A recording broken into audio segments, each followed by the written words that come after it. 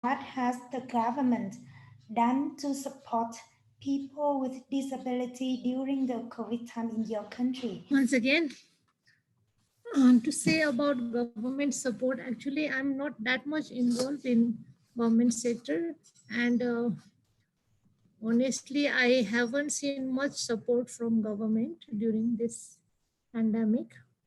And I think I see more challenges, like if someone with disability have COVID, then the quarantine centers, those are not accessible, not disabled friendly.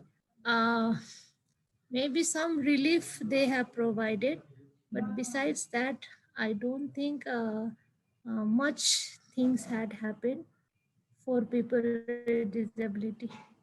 Or maybe I have lack of information, but I haven't experienced much. That's it.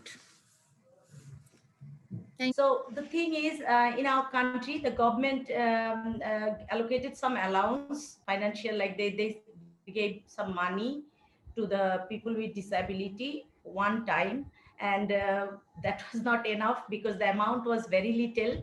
But at least government gave that, and lot of people in like the government political leaders and community leaders in different districts, so they also distributed a lot of food. And because of during the lockdown situation, people cannot go out, and if there is a person with COVID-19 infection, so people were not getting food from the outside. So that's why a lot of people just send food for like one time, for us 1 week or 2 week supply. So the government and non-government organizations also did that. So a lot of people still like everyday feeding program.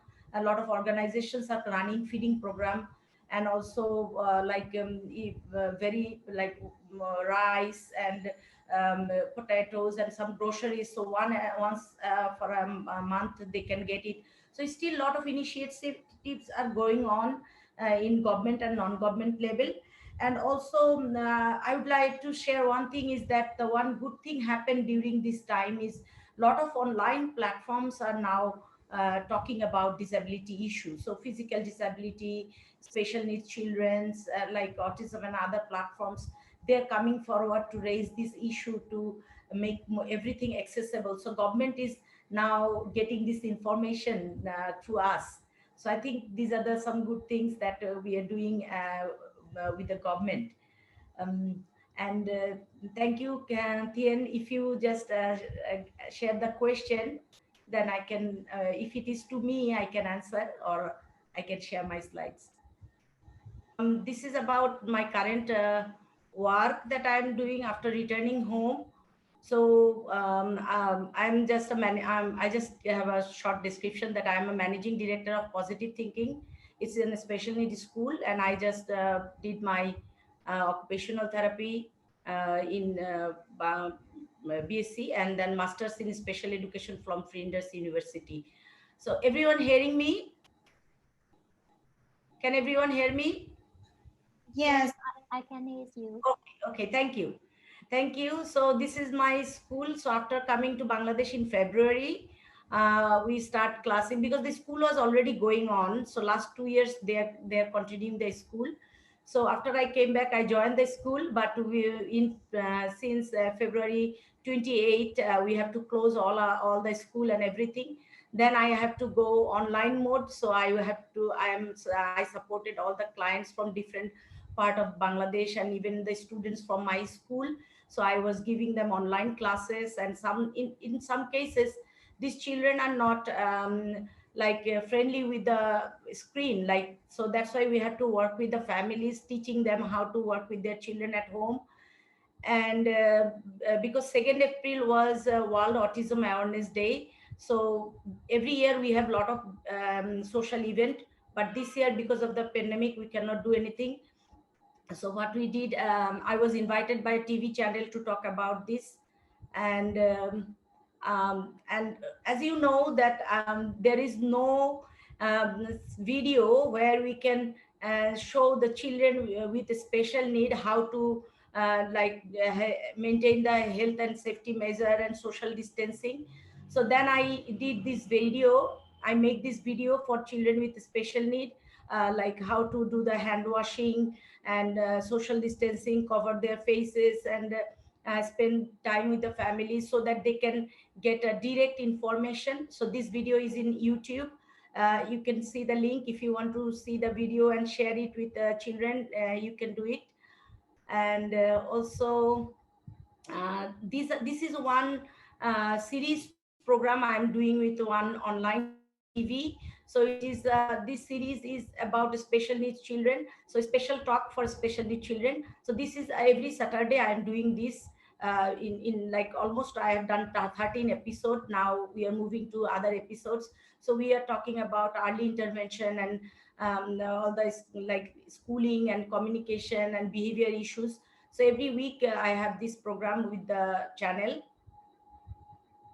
And also I was invited by another national TV channel to share my online experience, like how I am working from home and supporting all different families and outside of the city, even from the villages, remote areas.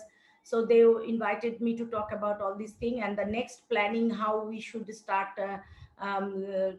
addressing people with disability and special needs children in and coming time. So we just share about that.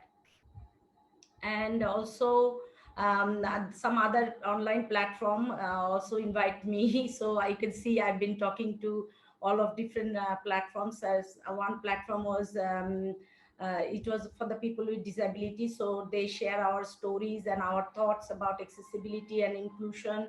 And some other platforms are talking about like some adolescent issues and the role of expertise in disability field. So these are the things I'm doing from home at this current situation in my countries. So there are some more in the slides, like what are the barriers and what are the things we can do to overcome these barriers. So I think I already discussed it. So I will just end up here my slides. So these are the things I'm doing, and at this point I'm also working from home, and sometimes I'm going out to support some of the school activities, like we are small range, we are doing just therapeutic interventions. So yes, if anyone have any question, I would love to answer, please. And Tien, thank you, and I'm sorry again that I have to leave early. Just if there is any question, I'll be answering.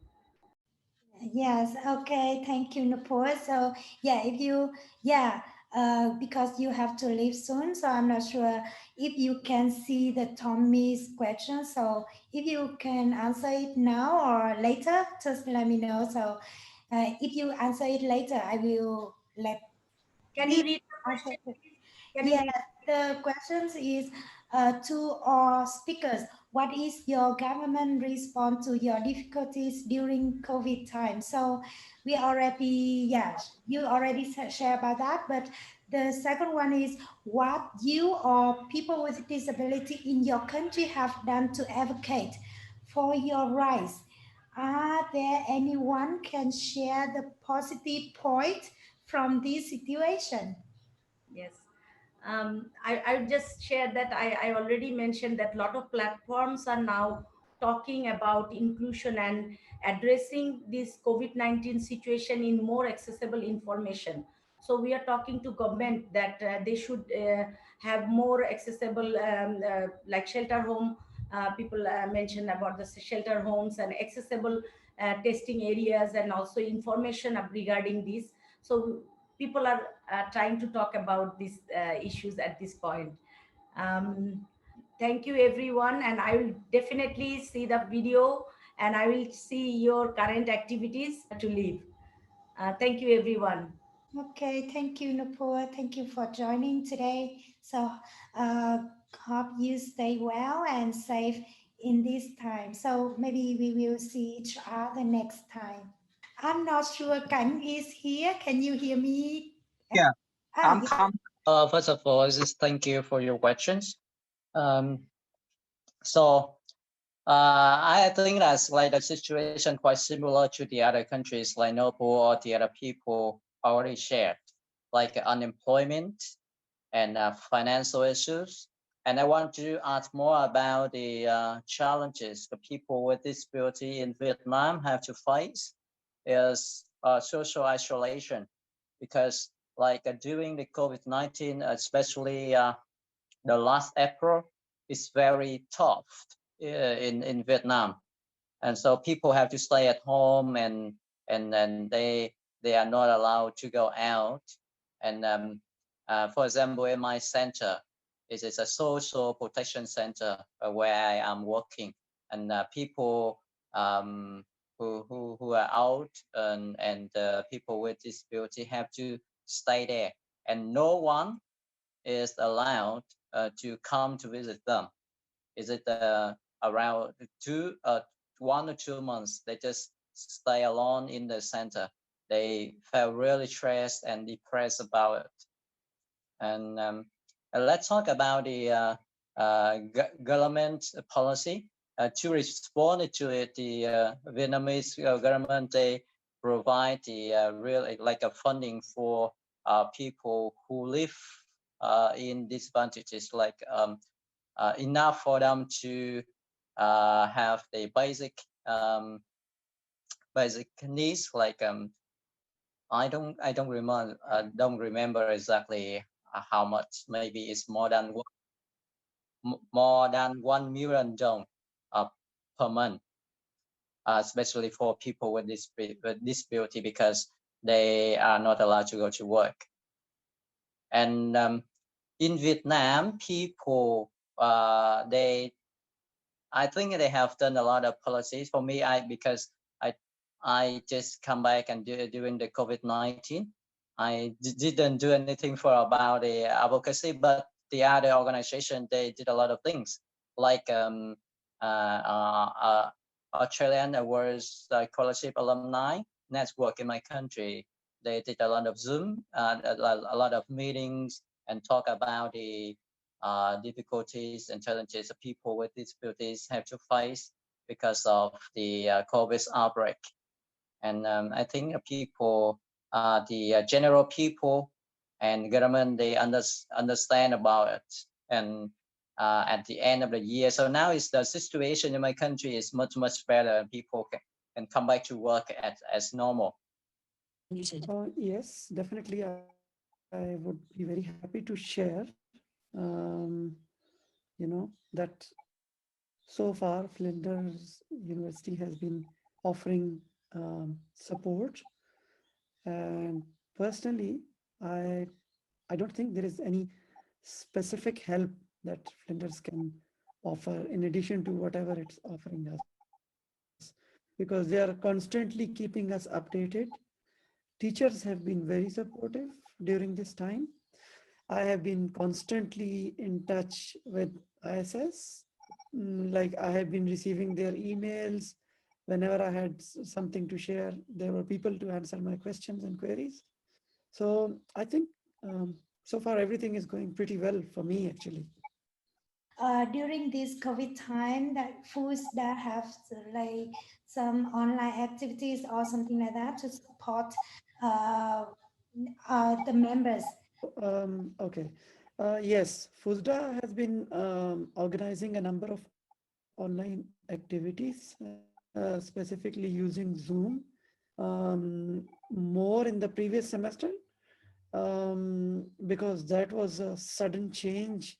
And then during the winter's break, we were like organizing activities on and off. And it was a good opportunity to keep in touch with each other and also offer any support.